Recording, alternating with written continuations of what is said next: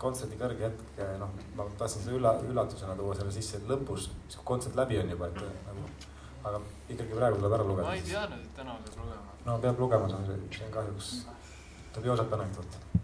Aga mõtlen kõik sama loen siis. Kõige parem. Okei, üks on selline, et ja see üks ongi,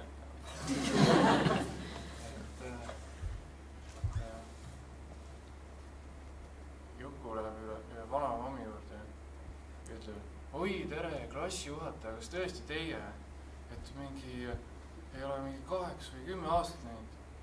Ja siis vana ütleb, oi, Juku, sina või kas tõesti sina? See on nii suureks oled kasvanud, et kuidas sa mind ära tundsid? Ikka selle sama kampsuni järgi.